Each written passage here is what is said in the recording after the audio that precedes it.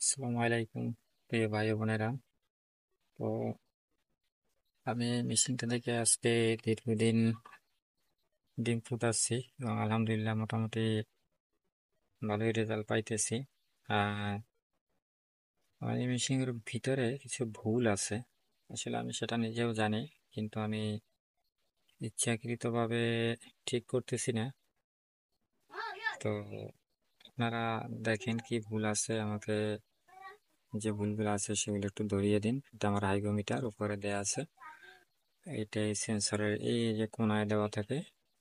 এটা হলো আমার থার্মোমিটার, এটা দিয়ে আমি মাঝে মাঝে করি। ভাল্বটা কোনায় দেওয়া আছে, ফ্যানটা মাঝখানে দেওয়া আছে। আর হলো এটা হলো আমার এই যে সার্কিট,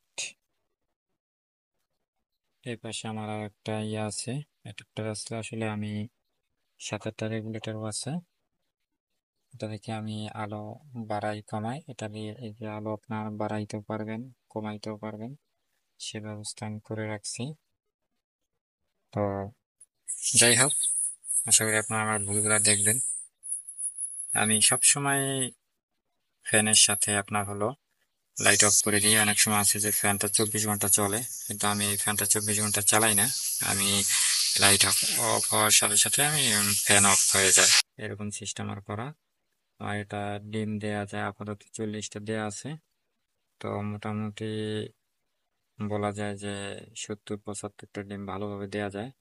তারপরে যদি আমি উপরে আরেকটা লেয়ার সিস্টেম করে দিই, ওই যে উপরে দিয়ে যদি আমি জালি সিস্টেম করে বক্স দিই, তাহলে মোটামুটি 150 ডিমের ভিতরে ইনশাল্লাহ অনায়াসে দেওয়া যাবে। তো আশা করি আপনারা এভাবে বানাতে পারেন। কোনো পরামর্শ লাগলে অবশ্যই বলবেন, আমি যথাসাধ্য আপনাদের হেল্প করার চেষ্টা করব।